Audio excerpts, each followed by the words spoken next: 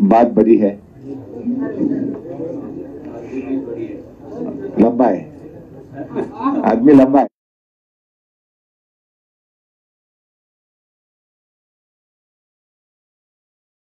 గౌరవనీయులైన జర్నలిస్ట్ మిత్రులందరికీ నమస్కారం. ఈరోజు తెలంగాణ శాసనసభలో రాష్ట్ర ప్రభుత్వం ప్రవేశపెట్టిన బడ్జెట్ ఎట్లా ఉందంటే, ఒక మాటలో చెప్పాలంటే ఆత్మస్తుతి పరనింద. 6 గ్యారంటీలు నీరుగారిపోయినాయి, సంక్షేమం సన్నగిల్లింది, అభివృద్ధి ఆగమ్య గోచరమైంది. గౌరవనీయులు ఉప ముఖ్యమంత్రి బట్టి విక్రమార్క గారు ప్రవేశపెట్టిన బడ్జెట్ అన్ని వర్గాలను కూడా తీవ్ర నిరాశపరిచిందని చెప్పుకోక తప్పదు. ఎన్నికలప్పుడేమో గ్యారంటీల గారడి, ఇప్పుడేమో అంకెల గారడి. శాసనసభలో బడ్జెట్ ప్రవేశపెట్టేటప్పుడు అప్పుడేమో బాండ్ పేపర్ మీద రాసిచ్చారు, 100 రోజుల్లో 6 గ్యారంటీలు అమలు చేస్తామని. అప్పుడేమో గ్యారంటీల గారడి, ప్రజల్ని నమ్మించారు. ఇప్పుడు బడ్జెట్ చూస్తేనేమో అంకెల గారడి. ఇప్పుడు మీరు 100 రోజుల్లో అమలు చేస్తామన్న 6 గ్యారంటీలు బడ్జెట్ లో ఉండాలన్నా వద్దా? ఏవి బడ్జెట్ లో వాటి కేటాయింపులు ఏవి? దాని ప్రస్తావన ఏది? ఎక్కడ కూడా ప్రస్తావన లేదు. అవ్వాతాతలకు ఇచ్చే 4000 పెన్షన్ గురించి ప్రస్తావన లేదు. మహాలక్ష్మిలో ఇచ్చే 2500 గురించి ప్రస్తావన లేదు. విద్యార్థులకు ఇస్తామన్న 5 లక్షల భరోసా కార్డు ముచ్చట లేనే లేదు. అంటే మొత్తంగా కూడా, అందుకే నేను అనేది, ఓట్ల ముంగట అంకెల గారిడి, గెలిచిన తర్వాత ఓట్ల ముందేమో గ్యారంటీల గారిడి, గెలిచిన తర్వాతనేమో అంకెల గారిడి. ప్రజలను గురిడి కొట్టించేందుకు, భ్రమలు పెట్టేందుకు బట్టి గారు చాలానే ప్రయత్నాలు చేశారు. నిజంగా చెప్పాలంటే మొదటి బడ్జెట్ కదా, ఈ రాష్ట్రానికి ఏమన్నా దశ దిశ ఇస్తారేమో అని ఆశించాం. కానీ ఇది దశ దిశ లేని బడ్జెట్. రాష్ట్రాన్ని తిరోగమన దిశలో నడిపేటువంటి బడ్జెట్. ఏడాదిలో 2 లక్షల ఉద్యోగాలు ఇస్తామన్నారు, 8 నెలలు అయితే అయ్యిపోయింది, 4 నెలలు ఉంది. దాని గురించి ప్రస్తావన లేదు, బడ్జెట్ లో కేటాయింపులు లేవు. రాష్ట్రాన్ని అప్పుల కుప్పగా మార్చారని మరి మా మీద బుర్ర జల్లే ప్రయత్నం చేసినారు. మరి మీరేం చేశారు? బడ్జెట్ లో చూస్తే 57,000 కోట్ల అప్పులు తెచ్చుకుంటామని, గత ప్రభుత్వం తెచ్చిన దానికంటే దాదాపు 17,000 కోట్ల అప్పులు ఎక్కువ తెచ్చుకుంటామని ఈ ఆర్థిక సంవత్సరంలో ప్రతిపాదించారు. పోయినసారి నేను ఆర్థిక మంత్రిగా ప్రవేశపెట్టిన బడ్జెట్ లో 40,000 కోట్లు FRBM అప్పుల కింద నేను ప్రతిపాదిస్తే, గౌరవనీయులు బట్టి గారు 57,000 కోట్లు ప్రతిపాదించాడు. అంటే ఇంకో 17,000 కోట్లు బడ్జెట్ బారోయింగ్స్ లో ఎక్కువ చూపించారు. ఇక ఈ బడ్జెట్ అనేటువంటిది ప్రజలకు ఇచ్చిన హామీలను, మీ మేనిఫెస్టోను ప్రతిబింబించే విధంగా ఉండాలి. కానీ దురదృష్టం ఏంటంటే కాంగ్రెస్ పార్టీ తన మేనిఫెస్టోను మర్చిపోయింది అనిపించింది. ఎందుకు ఈ మాట అంటున్నా నేను? ఇందాకన్నట్టు వారి 6 గ్యారంటీల్లో మొదటి హామీ, వారి మేనిఫెస్టోలో మొదటి హామీ, మహిళలందరికీ 2,500 రూపాయలు ప్రతి నెల ఇస్తామన్నారు. ఇప్పటికే 8 నెలలు అయిపోయింది. బహుశా ఈ బడ్జెట్ లోనైనా పెడతారేమో. మొదటి హామీ కదా. ఈ రాష్ట్రంలో ఉన్న మరి దాదాపు 1.5 అక్కా చెల్లెలు ఎదురు చూస్తా ఉన్నారు. అందులో 18 ఏళ్ళు దాటిన వాళ్ళు పెట్టుకున్న 1 కోటి మంది ఉంటారు. 1 కోటి మంది అక్కా చెల్లెళ్లకు శుభవార్త చెప్తారేమో అని చూస్తే నిరాశ చూపారు. ఇవాళ 8 నెలలు అయింది. 8 నెలలు లెక్క తీసినా దాదాపు వీళ్ళు ఇప్పటికే 20,000 కోట్లకు పైగా బాకీ పడ్డారు పాతది. పోనీ ఈ బడ్జెట్లైనా పెట్టి ఇక ముందుకన్నా ఇస్తారేమో అంటే, మహాలక్ష్మి పథకం కింద మహిళలకు మహా నిరాశను ఈ రాష్ట్ర ప్రజలకు, మహిళలకు కాంగ్రెస్ ప్రభుత్వం నిరాశపరిచింది. ఇకపోతే ఆసరా పెన్షన్లు ఎంతో ఆశగా ఎదురు చూస్తున్నారు. రేవంత్ రెడ్డి గారు అయితే రెచ్చిపోయి ఉపన్యాసాలు ఇచ్చాడు. అవ్వా నీ పెన్షన్ ఎంత వస్తుంది? 2,000. ఇగో డిసెంబర్లో ఇందిరమ్మ రాజ్యం రాగానే నీ పింఛన్ 4,000 అవుతుంది. నీ మన్మడు కాళ్ళు ఒత్తుతాడు, డీజిల్ కు పైసలు అడుక్కుంటాడు, పెట్రోల్ కు పైసలు అడుక్కుంటాడు అన్నాడు. మరి 4,000 డిసెంబర్లోనే ఇస్తాను నువ్వు. ఇప్పుడు జూలై నెలలో ఉన్నాం, ఇప్పటిదాకా రాలేదు. కాంగ్రెస్ పార్టీ నాయకులు ఎన్నికల సమయంలో ఇంటికి 2 పింఛన్లు ఇస్తాం, అవ్వకిస్తాం, తాతకిస్తాం, నౌకరున్నా ఇస్తాం, కొత్త పెన్షన్లు ఇస్తాం, అర్హులందరికీ ఇస్తాం, 4000 ఇస్తాం అని ఊదరగొట్టింది కదా. 100 రోజుల్లో ఇస్తామని బాండ్ పేపర్ మీద రాసిచ్చింది కదా. ఏమైంది మీ బడ్జెట్లో? ఎందుకు పెట్టలేదు అని నేను అడుగుతా ఉన్నా. అంటే ఇవాళ పేదలకు మేము ప్రాధాన్యత ఇస్తాం, మాది పేదల ప్రభుత్వం అన్నారు కదా. మరి ఇంతకంటే పేదలు ఎవరు? ఆసరా పెన్షన్ అందుకునే దానికంటే ఇంకా నిరుపేదలు ఈ రాష్ట్రంలో ఎవరన్నా ఉన్నారా? వృద్ధులు, అభాగ్యులు, ఒంటరి మహిళలు, చేనేత కార్మికులు, గీత కార్మికులు, వికలాంగులు, మరి ఎయిడ్స్ పేషెంట్లు, డయాలసిస్ పేషెంట్లు, వీళ్ళకంటే పేదలు, వీళ్ళకంటే ఇంకా కష్టాల్లో ఉన్నటువంటి వాళ్ళు ఎవరైనా ఉంటారా? అంటే మీరు అత్యంత పేదలే వీళ్ళు. మరి మాది పేదల ప్రభుత్వము, మాది పేదలకు ప్రాధాన్యం అని చెప్పుకునే అర్హతనే మీకు లేదు. అత్యంత పేదలైన అవ్వాతాతలను, ఆసరా పెన్షన్ లబ్ధిదారులను, వితంతువులను, ఒంటరి మహిళలనే మర్చిపోయింది ఈ ప్రభుత్వం. దారుణ వంచన చేసింది వాళ్ళు. కొండంత ఆశతో ఎదురు చూస్తున్న వృద్ధులకు, వితంతువులకు, ఒంటరి మహిళలకు, దివ్యాంగుల ఆశలు నీరుగార్చింది ప్రభుత్వం. అంటే మీరు 2 ముఖ్యమైనది, మహిళలు మన సమాజంలో అత్యంత ప్రాధాన్యత కలిగినటువంటి వాళ్ళు, వృద్ధులు, వితంతువులు అత్యంత ప్రాధాన్యత కలిగినటువంటి వాళ్ళు. అసలు మీ మేనిఫెస్టోలో అతి ముఖ్యమైన 2టినే మీరు పక్కకు పెట్టిండ్రు. 3వ ముఖ్యమైనటువంటి వాళ్ళు విద్యార్థులు, రేపటి పౌరులు, భవిష్యత్తు వాళ్ళది.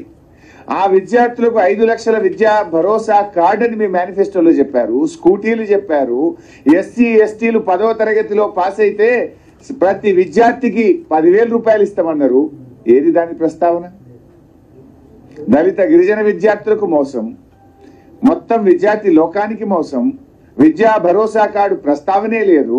100 రోజుల్లో 6 గ్యారెంటీల్లో చెప్పి ఇవాళ విద్యార్థులకు కూడా మీరు తీవ్రమైనటువంటి మోసం చేశారు. ప్రజాపాలన కింద 1,90,00,000 దరఖాస్తులు వచ్చినాయి. వెంటనే రేషన్ కార్డులు ఇస్తామని చెప్పిండ్రు. ఏది రేషన్ కార్డుల ప్రస్తావన ఏది? ఎప్పటి నుంచి ఇస్తారో చెప్పలేదు.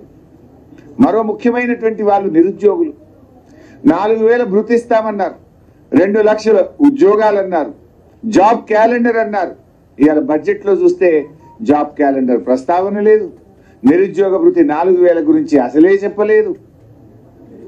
ఉద్యోగాల నియామకాలు ఎప్పట్లోగా చేస్తారో కూడా చెప్పిన పరిస్థితి లేదు. ఇకపోతే ఆటో కార్మికులు, ఈ ప్రభుత్వం వచ్చినాక కొత్తగా ఎవరైనా ఆత్మహత్యలు చేసుకుంటున్నారంటే రాష్ట్రంలో 50కు పైగా ఆటో కార్మికులు ఆత్మహత్య చేసుకున్నారు. మీ యొక్క మేనిఫెస్టోలో పెట్టారు, ఆటో కార్మికులకు సంవత్సరానికి 12,000 ఇస్తామన్నారు.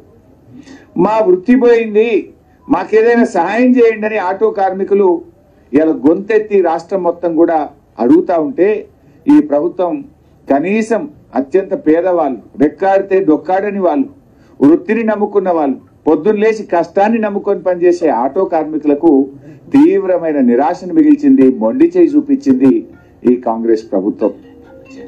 మాజీ సర్పంచులు, మాజీ ఎంపీటీసీలు మీకు కూడా నెలకు 1,500 పెన్షన్ ఇస్తామన్నారు. వాళ్ళ గురించి ప్రస్తావన లేదు. ఇకపోతే చేనేత కార్మికులు, ఈ ప్రభుత్వం వచ్చిన తర్వాత ఎవరైనా ఆత్మహత్యలు చేసుకుంటున్నారంటే ఇవాళ ప్రతిరోజు పత్రిక చూస్తే చేనేత కార్మికుల ఆత్మహత్యలు ఉన్నాయి. వారికి ఒక ఊరట కలిగించే ప్రయత్నము, వారికి ఉన్న పథకాలు కొనసాగించే ప్రయత్నము, వారికి బడ్జెట్లో కేటాయింపులు గుండు సున్నా. చేనేత కార్మికులకు మోసం చేసిండ్రు. హైదరాబాద్ అభివృద్ధిని గత ప్రభుత్వం నిర్లక్ష్యం చేసింది అంటే కళ్ళుండి కూడా చూడలేని కబోదులు అట్లా మాట్లాడతారు. అసలు అది మాట్లాడే మాటని అది బడ్జెట్లో ప్రస్తావిస్తే హైదరాబాద్ ప్రజలు నవ్వుకుంటారు. ఇవాళ చంద్రబాబు నాయుడు గారు ఆ మధ్య మన ముఖ్యమంత్రి అయిన తర్వాత కూడా హైదరాబాద్కి వస్తే ఏమన్నారు? నేను అభివృద్ధి చేశాను, మొన్నటిదాకా పనిచేసిన ప్రభుత్వం నాకంటే బాగా చేసింది అని ఈ రాష్ట్రానికి, ఉమ్మడి రాష్ట్రానికి ముఖ్యమంత్రిగా ఉన్న చంద్రబాబు నాయుడు గారు కూడా కేసీఆర్ గారి అభివృద్ధిని ఆయన కొనియాడారు. ఆయన కూడా చెప్పారు, లోకం మొత్తం మెచ్చింది.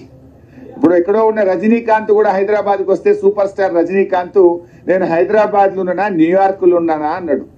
గా రజనీలకు అర్థమైంది కానీ కాంగ్రెస్ గజనీలకు ఇంకా అర్థమైతలేదు. ఎంతో మంది హైదరాబాద్ను మెచ్చుకున్నారు.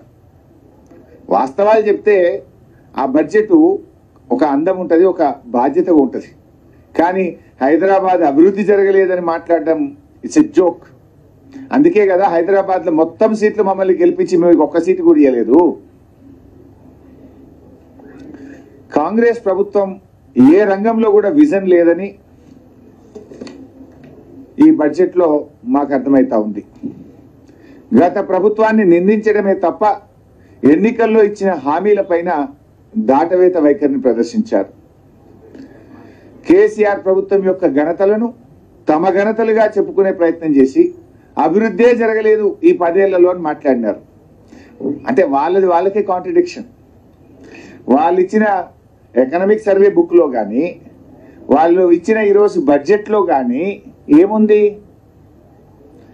ఈ దేశంలో తలసరి ఆదాయంలో తెలంగాణ ఆ గోవా సిక్కిం తప్పితే దేశంలో నంబర్ 1 స్థానంలో తెలంగాణ ఉంది. మేము అధికారం చేపట్టినాడు తెలంగాణ 13వ స్థానంలో ఉండే. 13 తలసరి ఆదాయంలో దేశంలో 13వ స్థానంలో ఉన్న తెలంగాణను ఇవాళ 2 చిన్న రాష్ట్రాలు మినహాయించి నంబర్ 1 స్థానంలో మేము తెచ్చినామంటే మేము అభివృద్ధి చేసినట్ట చేయనట్ట, మేము పని చేసినట్ట పని చేయనట్ట? దాన్ని కేంద్ర ప్రభుత్వం మెచ్చుకున్నది. మీ బడ్జెట్ స్పీచ్లో కూడా చెప్పారు. కానీ అదేదో గత 10 ఏళ్లలో జరిగిన అభివృద్ధి కూడా తమ ఘనతగా చెప్పుకునే ప్రయత్నం చేశారు. ఇకపోతే ఆ తలసరి ఆదాయం కూడా చూస్తే కేంద్ర ప్రభుత్వం అంటే జాతీయ తలసరి ఆదాయం కంటే తెలంగాణ రాష్ట్ర తలసరి ఆదాయం 1,64,063 రూపాయలు ఎక్కువ. ఈ రాష్ట్ర పౌరుడి యొక్క తలసరి ఆదాయం 3,47,299 రూపాయలు అయితే దేశ పౌరుడి యొక్క తలసరి ఆదాయం 1,83,236. అంటే దేశం కంటే 1,64,063 రూపాయలు తెలంగాణ పౌరుడి తలసరి ఆదాయం ఎక్కువ ఉందంటే 10 ఏళ్ల కేసీఆర్ పాలన, 10 ఏళ్ల బీఆర్ఎస్ పాలన ఫలితం అది. ఎందుకంటే మేము అధికారంలోకి వచ్చినాడు తెలంగాణ 13వ స్థానం బాస్. 13 నుంచి ప్రథమ స్థానానికి వచ్చిందంటే అది మా పరిపాలనకు గీటురాయి. ఇకపోతే స్థూల ఉత్పత్తి, ఒక రాష్ట్ర స్థూల ఉత్పత్తి ఆ రాష్ట్ర ప్రభుత్వ పనితీరును కూడా సూచిస్తుంది. ఇవాళ బీఆర్ఎస్ ప్రభుత్వం కేసీఆర్ గారి నాయకత్వంలో అధికారంలోకి వచ్చినప్పుడు 4,51,580 కోట్లు మన రాష్ట్ర స్థూల ఉత్పత్తి జిఎస్డిపి 4,51,580 కోట్లు. ఈసారి ఎంత మనది? 2023-24 వచ్చేసరికి 14,63,963 కోట్లు. మీ బడ్జెట్ బుక్ లోనే చెప్పారు. ఇప్పుడు మీరు 14,63,963 కోట్లకు జిఎస్డిపి పెరిగిందంటే 3 రెట్లు పెరిగిందంటే అది మా పనితీరుకు నిదర్శనం కాదా? గ్రోత్ రేట్ ఎంత? లాస్ట్ ఇయర్ తో చూస్తే 11.9% గ్రోత్ రేట్. అదే జాతీయ వృద్ధి రేట్ ఎంత? దేశం యొక్క జీడిపి గ్రోత్ రేట్ ఎంత? It is 9.1. దేశం కంటే దాదాపు 2% తెలంగాణ వృద్ధి రేటు ఎక్కువగా ఉందంటే అది మా పనితీరుకు నిదర్శనం. ఇవాళ ఇదొక్కటే కాదు, నీతి ఆయోగ్ ఒక రిపోర్ట్ ఇస్తుంది. ఇది ప్రతి 3 నెలలకు ఇచ్చే రిపోర్ట్ నీతి ఆయోగ్ పబ్లిష్ చేసే బుక్. ఇందులో కూడా ఎంత స్పష్టంగా చెప్పిందంటే Telangana is the 7th largest state in terms of GSDP and has clocked a CAGR of more than 11%. Since 2015-16, it is one of the fastest growing states in the country. The state's economy has grown at an average annual rate of more than 9% since its formation, which is significantly higher than the growth rate it had attained before its formation as a separate state. ఇంత స్పష్టంగా నీతి ఆయోగ్ కూడా మా ప్రభుత్వ పనితీరును చెప్పింది. అంతేందుకు వ్యవసాయంలో రాష్ట్రం ఏర్పడిన నాడు 1,27,00,000 మెట్రిక్ టన్నుల ధాన్యం అన్ని కలిపి పండేది. ఇలా 4 కోట్ల మెట్రిక్ టన్నులు అయింది.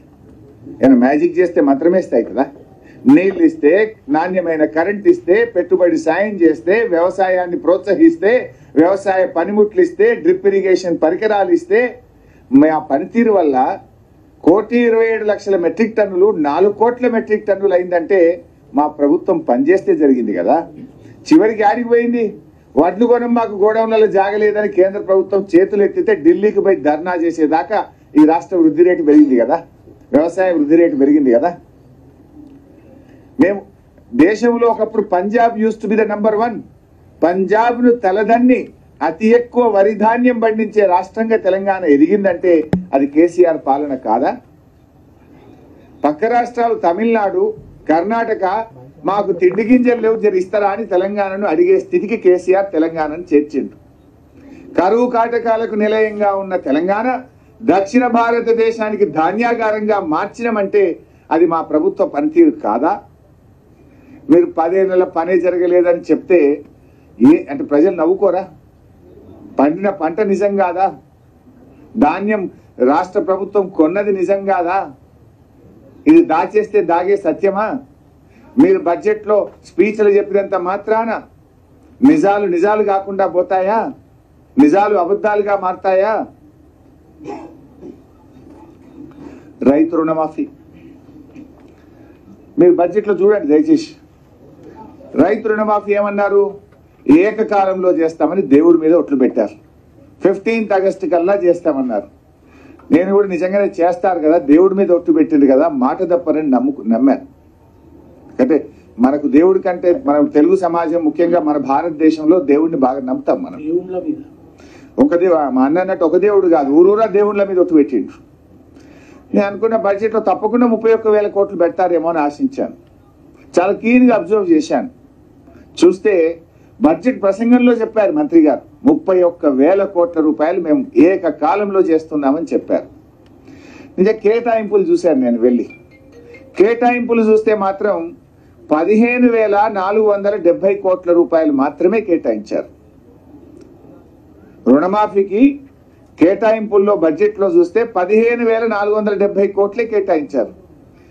మరి 15,470 కోట్లు బడ్జెట్లో కేటాయించి ఏకకాలంలో రుణమాఫీ ఎట్లా చేస్తారు? అంటే వాయిదా వేస్తారా, లేదు ఇంకెక్కడి నుంచి అన్న తెస్తారా? బడ్జెట్లో చూపకుండా ఆడికెళ్ళి తెస్తారు. బడ్జెట్లో మీ రాష్ట్రం ఇలా మీరు బడ్జెట్ పెట్టిందే 2,91,000 కోట్లతో బడ్జెట్ పెట్టారు. సరే అసలు అంత ఆదాయం వస్తుందా రాదా అవి కూడా చెప్తాను నేను. అందులో ఏం తప్పులు పెట్టిండ్రు అది కూడా చెప్తా. పెట్టింది 2,91,000 కోట్లలో రుణమాఫీ 31,000 కోట్లు చూపించాలన్నా వద్దా? చూపింది మాత్రం 15,470 కోట్లు. మరి ఇక్కడ కూడా అనుమానాలు వస్తున్నాయి. మరి రేపు అసెంబ్లీలో అడుగుతాం, దాన్ని ఎట్లా సాటిస్ఫై చేస్తారో చూద్దాం.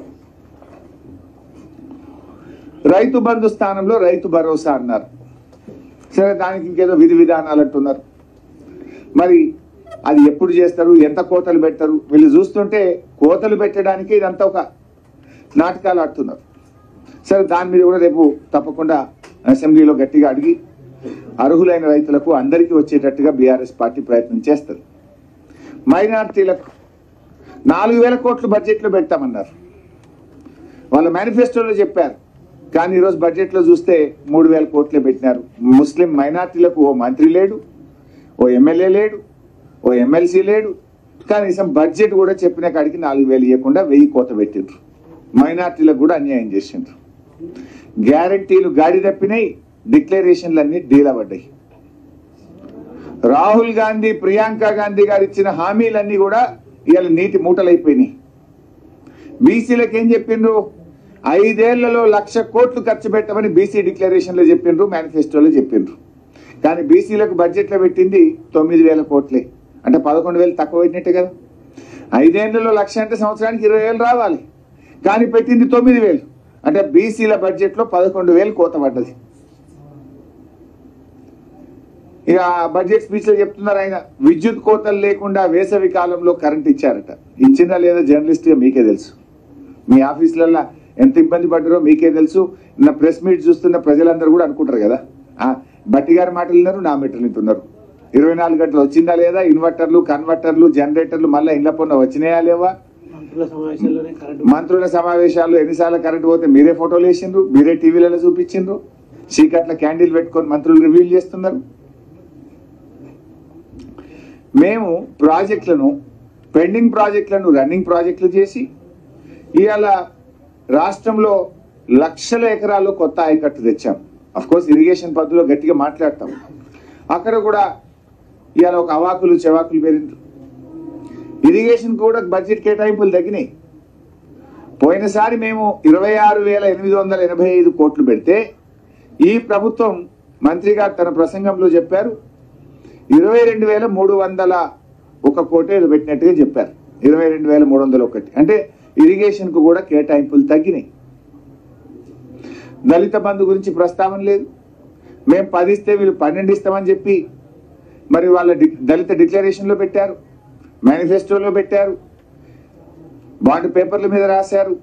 కానీ ఇవాళ దళిత బంధు గురించి ప్రస్తావన కానీ ఎంతమందికి ఇస్తారు, ఎప్పటిలోగా ఇస్తారు, మరి దాని గురించి ఎక్కడ మాట్లాడలేదు. గిరిజన బంధు ఊసే లేదు. గిరిజన బంధు గురించి ఎక్కడ కూడా ప్రస్తావన అసలే లేదు. ఇవన్నీ ఒక రకంగా ఇట్లా ఉన్నాయి. ఇకపోతే కళ్యాణ లక్ష్మి, తులం బంగారం ఇవన్నీ లోపల చెప్పుదామన్నా. ఇలా కొంచెం ఇలా ఓన్లీ కొన్ని పాయింట్స్ వరకే చెప్పుదాం. ఇకపోతే ఆసరా పెన్షన్లో ఇందాక నేను చెప్పిన 7,437 కోట్లు పోయినసారి పెడితే ఈసారి 7,376 కోట్లు పెట్టింది. అంటే కొంచెం తక్కువ చేశారు బడ్జెట్ ఎస్టిమేట్. 7,437 లాస్ట్ టైం ఉంటే ఈసారి 7,376 అంటే పోయినసారి కంటే తగ్గింది. అంటే ఇప్పుడు ఈ ఏడాది కొత్త పింఛన్ ఇయ్యరు, భర్త చనిపోయినా పింఛన్ ఇయ్యరు, ఇంటికి 2 ఇయ్యరు, 4,000 ఇయ్యరు, అన్ని ఉత్తాయి అన్నట్టు కదా. ఇంకేమైనా కమ్మి పెట్టుడే తప్ప ఇచ్చులేదు. ఇక పోయినసారి 7,437 ఉంటే ఈసారి 7,376 చేసిండు. అఫ్కోర్స్ ఎస్సీ కాంపోనెంట్ వేరే ఉంటుంది, అది ఇది కలిపినా పోయినసారి కంటే తక్కువనే ఉండదు. అంటే కొత్త పెన్షన్లకు మంగళం పాడిండ్రు, 4,000 ఇస్తామని చెప్పి మోసం చేసిండ్రు. ఇకపోతే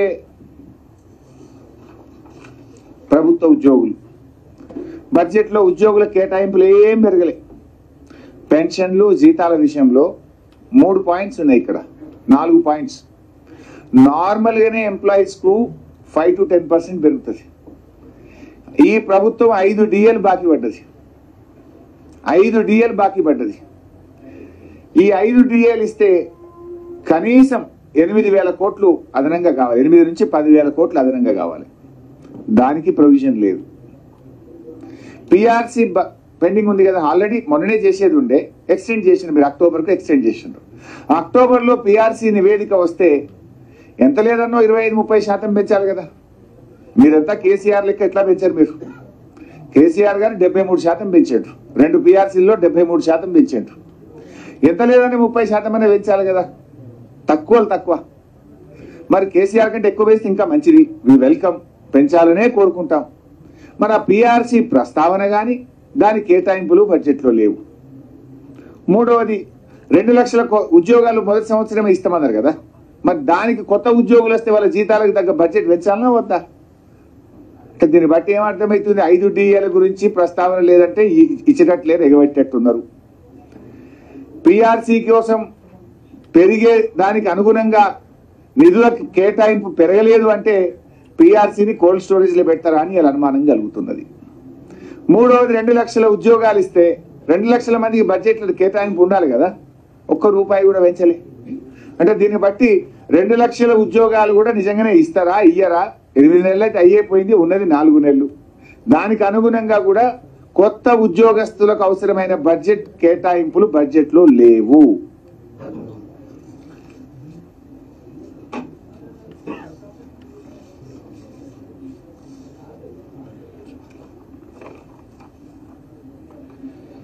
ఇకపోతే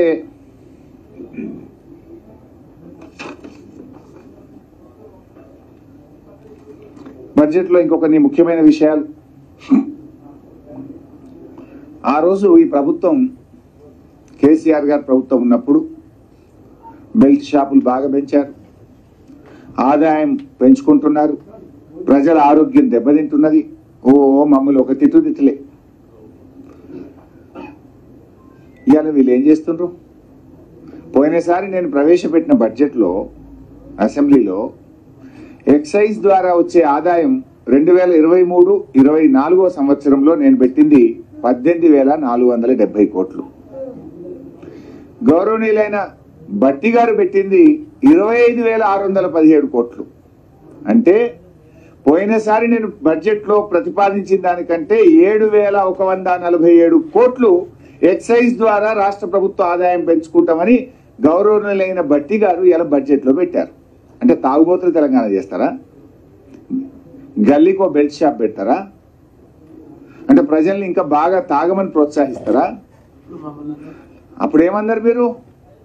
మేము వస్తే బెల్ట్ షాపులు బంద్ చేస్తాం. కేసీఆర్ గారు మద్యాన్ని బాగా దాయిపిస్తున్నారని మాట్లాడినారు.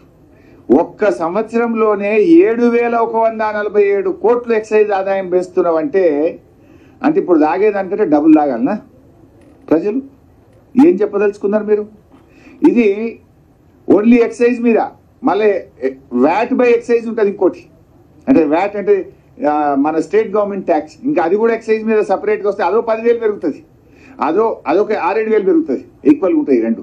అది 6-7 ఇది 6-7 అంటే పోయినసారి కంటే ఎక్సైజ్ మీద 14,000-15,000 కోట్లు ఎక్కువ సంపాదించాలని చూస్తుంది వీళ్ళు. ఎక్సైజ్ ట్యాక్స్ రూపంలో 7,147 ఎక్కువ పెట్టిండ్రు. వ్యాట్ బై ఎక్సైజ్ అదో 7,000 ఉంటుంది, ఈక్వల్ ఉంటుంది జనరల్గా. అంటే 14,000-15,000 కోట్లు మద్యం మీద ఎక్కువ సంపాదించాలనుకుంటుంది ఈ ప్రభుత్వం. అంటే తాగుబోతులు తెలంగాణ చేస్తారా అని అడుగుతున్నాను నేను భట్టి గారిని, రేవంత్ రెడ్డి గారిని. అంటే ఆ రోజు మీరు మాట్లాడిన ఉపన్యాసాలు ఏంది, ఇవాళ మీరు చేస్తున్నది ఏంది? What is the message you are giving?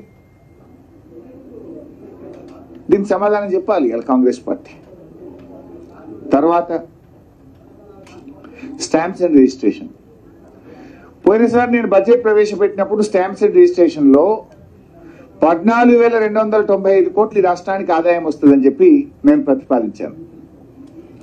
Bhatti గారు ఎంత ప్రతిపాదించారంటే 18,228 కోట్లు ప్రతిపాదించారు.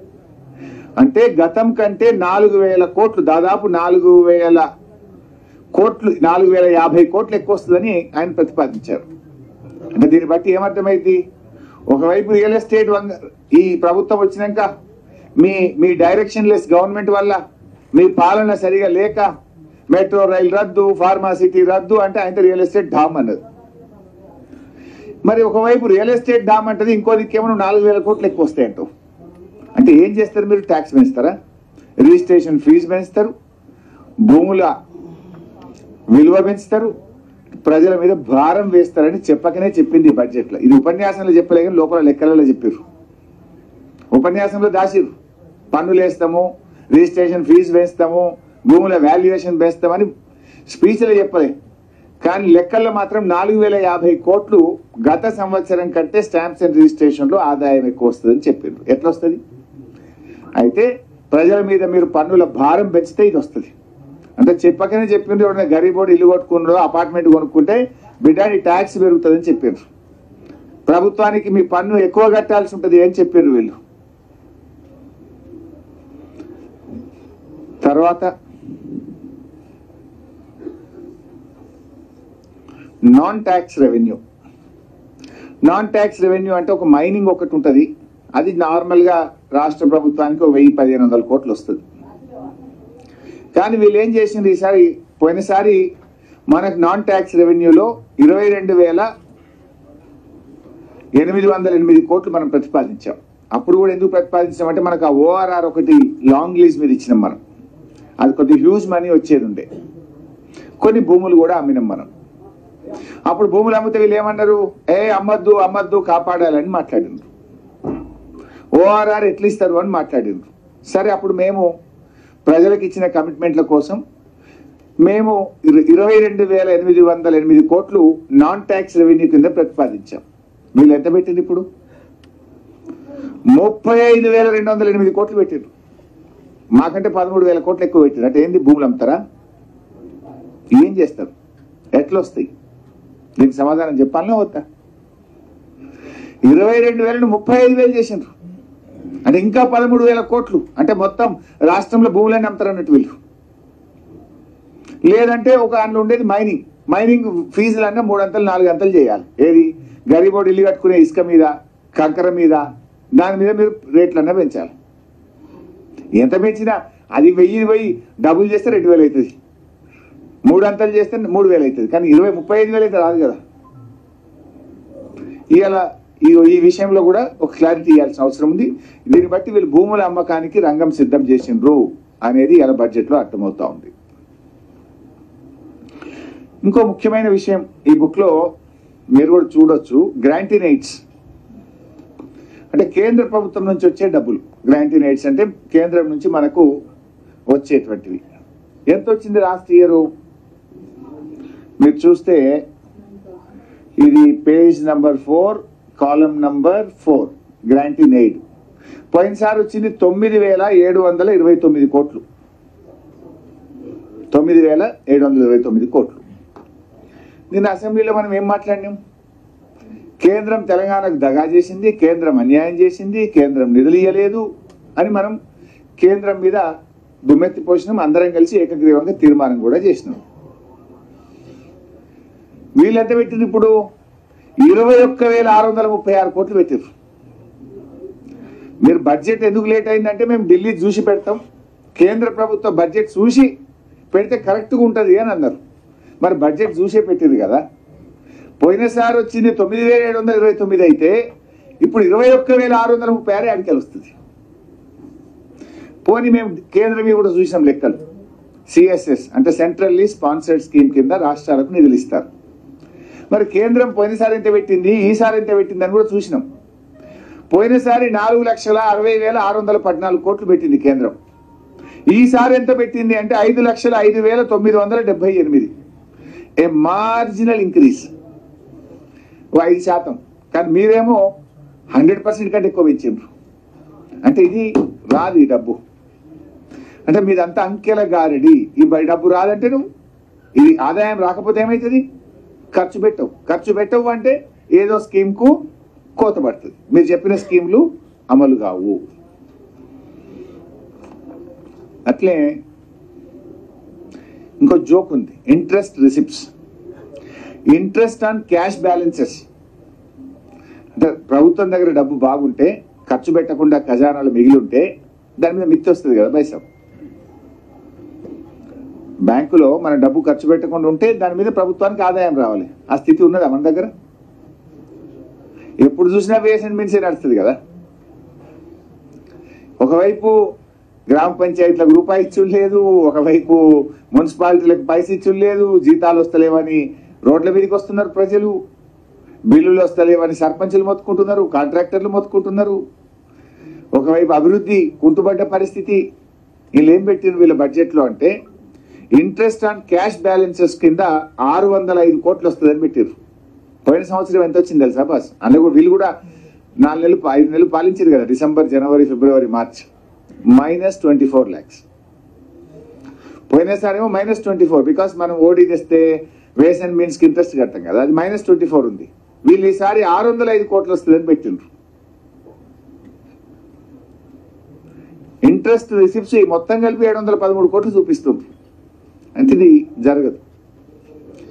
ఇంకోటి మీరు ఆలోచిస్తే ఇందులో ఈ బుక్ లో ఒకవైపు ఏమన్నారు, ఈ రాష్ట్ర ప్రభుత్వం తెచ్చిన అప్పులు కట్టడానికే మాకు ఇన్ని వేల కోట్లయింది, అన్ని వేల కోట్లయింది అన్నారు కదా. ఇందులో వచ్చే ఆర్థిక సంవత్సరంలో మిత్తిలు ఎంత కట్టాలి, ఇంట్రెస్ట్ పేమెంట్స్ అంటే మనం తెచ్చిన అప్పులకు ఇంట్రెస్ట్ కట్టాం కదా, అసలు కట్టేది ఉంటుంది, ఇంట్రెస్ట్ కట్టేది ఉంటుంది. ఇందులో page number 4 column number 14 of which interest payments 17,729 కోట్లు. నెక్స్ట్ ఇయర్ మొత్తం ఎంత కట్టాలి మిత్తిలు అంటే 17,729 కోట్లని చూపించారు ఈ బుక్ లో. గౌరవనీయులైన ముఖ్యమంత్రి గారు, భట్టి గారు స్పీచ్లు ఏం చెప్తుంటే నెలకి 7,000 కోట్లు కడుతున్నాం అంటున్నారు మిత్తిలు. నెలకి 7,000 కోట్లు మిత్తి కడుతున్నాం అన్నారా లేదా? వీళ్ళంతా చూపించారు. వచ్చే సంవత్సరం మిత్తిలు మొత్తం కట్టాల్సిన డబ్బు ఎంత అంటే 17,729 కోట్లని వీళ్ళ బుక్ లో చూపించారు. అయితే చూపించిందన్నా తప్పు కావాలి, లేదు మీరు చెప్పిందన్నా తప్పు కావాలి, అంతేనా కదా? దీనికి సమాధానం చెప్పాలి ప్రభుత్వం. పోయినసారి నేను ఎంత పెట్టిన బడ్జెట్లో మిత్తిలకు 23,337 పెట్టినా. మీరే చెప్పిన కొత్త అప్పులు తెచ్చినామని. పెరుగుతుందా తగ్గుతుందా?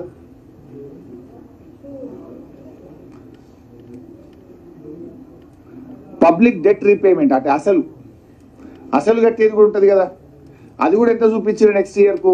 13,117. మితి ఏమో 17,729, అసలేమో 13,117. రెండు కలిపితే కూడా 30,000 కదనే. 30,000 అంటే 12 నెలల మీద ఎంత అవుతుంది? నెలకు 2,500. మరి మీరు చెప్తున్నది ఏంది? దీనికి ప్రభుత్వం సమాధానం చెప్పాలి. కోర్స్ అసెంబ్లీలో మాట్లాడటం, బట్ మీకు కూడా కొంచెం స్టోరీస్ రాయడానికి, వాస్తవాలు మీ ద్వారా ప్రజలకు పోవడానికి, వీళ్ళ అబద్ధాలను ఎక్స్పోజ్ చేయడానికి మీ ద్వారా కూడా చెప్పే ప్రయత్నం చేస్తున్నాం.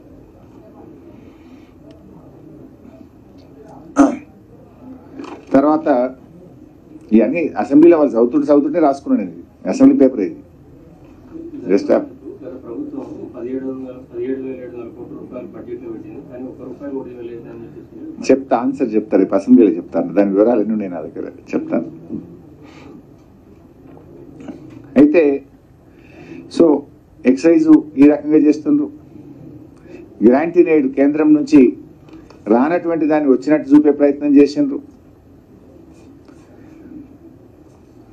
తర్వాత ఎస్జిఎస్టి అంటే జిఎస్టిది మన రాష్ట్రానికి వచ్చే ఆదాయం. ఎస్జిఎస్టి పోయినసారి మనకి 20,000 వచ్చింది లాస్ట్ ఫైనాన్షియల్ ఇయర్లో. ఈ ఇయర్ 24,000 చూపించారు, అంటే ఆల్మోస్ట్ 25% ఎక్కువ. How it is possible? అంటే పన్నులు పెంచుతారా, ఏం చేస్తారు? ఒకటేసారి 4,000 చంపి ఎట్లా వస్తుంది? అంటే ఇది కూడా ఆచరణ సాధ్యం కాకుండా అంకెల గారిలో భాగంగా పెట్టినట్టు కనబడతా ఉంది. ఇకపోతే పల్లెలకు మౌలిక వసతులు కల్పించలేదు అన్నారు. ఇంతకంటే ఇంకో జోక్ ఉంటుందా పైసా? నిన్ననే పంచాయతీరాజ్ శాఖ మంత్రి చెప్పిండ్రు, ప్రతి ఊరికి ట్రాక్టర్ ఉంది, ట్యాంకర్ ఉంది అని అసెంబ్లీలో చెప్పిండ్రు. ఈ భారతదేశంలో గ్రామ గ్రామానికి ట్రాక్టరు, ట్యాంకరు, డంప్ యార్డు, వైకుంఠధామం ఉన్న ఒకే ఒక్క రాష్ట్రం ఈ దేశంలో తెలంగాణ రాష్ట్రం. మౌలిక వసతి అంటే ప్రజల కనీస అవసరాలు, ప్రతి ఇంటికి త్రాగునీరు, ప్రతి ఊరికి ట్రాక్టరు, ట్యాంకరు, చెత్త ఏరే విధానం, డంప్ యార్డు, వైకుంఠధామము, ఇవి కనీస సౌకర్యాలు. ఇట్లా మేము అన్ని గ్రామాలకు మేం చేస్తే, దేశంలో ఎక్కడ లేని విధంగా మేం చేస్తే, బడ్జెట్ ప్రసంగంలో గ్రామాలకు మౌలిక వసతులే కల్పించలేదు గత ప్రభుత్వం అని చెప్పి మా మీద నిరాధారమైన నిందలు వేస్తే ఇది ప్రభుత్వానికి న్యాయమా? ప్రజలు నవ్వుకోరా? ఇలా మీరు వచ్చినాక 8 నెలల్లో 8 పైసలు ఇవ్వలే గ్రామ పంచాయతీలకు. 8 పైసలు. I'm challenging the government. కేంద్ర ప్రభుత్వము గ్రామాలకు ఇవ్వాల్సిన 500 కోట్లు 15th ఫైనాన్స్ కమిషన్ విడుదల చేస్తే అవి కూడా 3 నెలలకెళ్ళి ఆపుకున్నారు. రాష్ట్రం ఇడిచిపెట్టింది. ఢిల్లీ వాళ్ళు గ్రామ పంచాయతీలకు, లోకల్ బాడీలకు ఇచ్చిన 500 కోట్లు కూడా 3 నెలల నుంచి ఆపెట్టుకున్నారు. 8 నెలల్లో 8 పైసలు ఇయ్యని కాంగ్రెస్ ప్రభుత్వం ప్రతి నెల టంచన్గా 275 కోట్ల రూపాయలు పల్లెలకు ఇచ్చిన మమ్మల్ని అభివృద్ధి చేయలేదనే అర్హత ఈ ప్రభుత్వానికి లేదు. ఇకపోతే గౌరవనీయులైన భట్టి గారు కూడా ఇందాక ఏదో చిట్ లో మాట్లాడారట. ఒక మిత్రుడు ఏదో చెప్తా ఉండే, గత ప్రభుత్వం ఒక్క డాక్టర్ పోస్ట్ నింపలేదు అన్నారట కదా, మీరే సాక్ష్యం కదా. చిట్ చాట్లో వచ్చిందా? ఐఎమ్ ఛాలెంజింగ్ భట్టి గారు, మమ్మల్ని ఒక్క పోస్ట్ నింపలేదన్నావు కదా. నాకంటే ముందు అఫ్ కోర్స్ లక్ష్మారెడ్డి గారు ఆరోగ్య మంత్రిగా ఉన్నారు, ఆ తర్వాత ఈటల రాజేందర్ గారు ఆరోగ్య మంత్రి ఉన్నారు. బట్ నేను ఆరోగ్య మంత్రిగా 1061 అసిస్టెంట్ ప్రొఫెసర్ పోస్టులు నింపిన, 969 సివిల్ సర్జన్ డాక్టర్లను నింపిన, 1520 MLHP డాక్టర్లను నింపిన, 156 ఆయుష్ డాక్టర్లను నింపిన, మొత్తం 30,000 ఉద్యోగాలను ఒక వైద్య ఆరోగ్య శాఖలో నియామక ప్రక్రియకు నేను శ్రీకారం చుట్టి చేసిన. అయితే మీరు ఒక్క డాక్టర్ పోస్టు గత ప్రభుత్వం నింపలేదని భట్టి గారు మాట్లాడితే నేను ఏం చెప్పాలి? Will you stand by your word Bhatti garu? Either you should resign or I should resign. ఎందుకు ఇట్లా మాట్లాడతారు? నిరాధారమైన తెలుసుకోకుండా మాట్లాడితే ఇది నవ్వుల పాలవుతారు. మీరే మీ గౌరవాన్ని, మీ స్థాయిని మీరు తగ్గించుకున్న వాళ్ళు అవుతారు. మీకు కూడా గుర్తుండే ఉంటుంది, నేను ఆ ఉత్తగుడి పోస్టులు ఆ శిల్పారామం దగ్గర పెద్ద ఫంక్షన్ పెట్టి ప్రోగ్రామ్ పెట్టి పంచిన, ఒకటే రోజు ఇచ్చిన ఆర్డర్లు 15,000 మందికి ఒక రోజు ఇచ్చినట్టు 900 మందికి ఒక రోజు ఇచ్చిన. నువ్వు ఒక పోస్టు డాక్టర్ పోస్ట్ నింపలేదని బట్టి గారు మాట్లాడితే నేను ఏం చెప్పాలిగా? ఇక వైద్యం అట మేము వచ్చినాక నిర్లక్ష్యం, గత ప్రభుత్వంలో నిర్లక్ష్యం అయిందట, వీళ్ళు ఉద్ధరిస్తురట. ఏ దవాఖానకన్నా ఉస్మానియాకి పోతావా, గాంధీకి పోతావా, నీలోఫర్ పోతావా, నిమ్స్కి పోతావా, అది ఎవరిని అడిగినా చెప్తారు పోయిన గవర్నమెంట్ మంచిగుందా, ఇప్పుడున్న గవర్నమెంట్ మంచిగుందా. మందులు బయటకు ఎవరు రాస్తారు? గత గవర్నమెంట్ ఉండగా అన్ని మందులు దొరుకుతుండే, ఇప్పుడు సగం బయటకు రాస్తుంది. అది ఇలా బడ్జెట్లో అయినా మాట్లాడితే అది నవ్వుకుంటున్నారు ప్రజలు. వైద్య ఆరోగ్య శాఖలో పనిచేసే 1,00,000 మంది సిబ్బందికి తెలుసు కదా గతంలో ఎట్లుండే ఇప్పుడు ఎట్లుండే. అది వారి విజ్ఞత, వారికి వదిలేస్తాం. బట్ ఏది ఏమైనా మళ్ళీ నేను ఫైనల్గా చెప్పేది ఏంటంటే, బడ్జెట్ అనేది మాత్రం పూర్తిగా ఆత్మస్థుతి పరనిందలతో కూడుకున్నది. అంటే సెల్ఫ్ కాంట్రడిక్షన్ కూడా ఉంది అందులో. ప్రజల ఆశల్ని నీరుగార్చినటువంటి బడ్జెట్ ఈ బడ్జెట్. ఇంకా అన్ని వివరాలతో రేపు ఎల్లుండి బడ్జెట్ చర్చలో కూడా నేను పాల్గొంటాను. మీకు కూడా ఇన్పుట్స్ ఉంటే ఇవ్వండి. ప్రజల పక్షాన మీ సూచనలు కూడా తీసుకుంటాం. Thank you very much.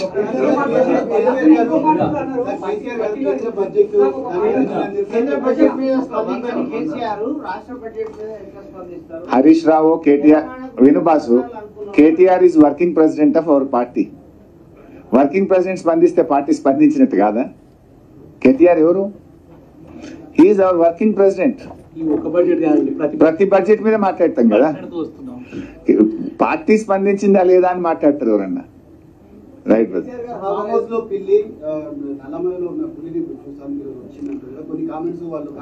చిల్లరగాళ్ళకి మేము మాట్లాడము, చిల్లరగాళ్ళతో మాకు సంబంధం లేదు.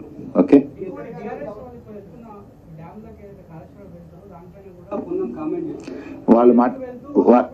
వాళ్ళు బైసాబ్ వాళ్ళు మాట్లాడతారు, ఎందుకంటే నాది డైల్యూట్ అవుతుంది. ఆ పోయిన వాళ్ళు ఆడ మాట్లాడతారు ఎట్లా,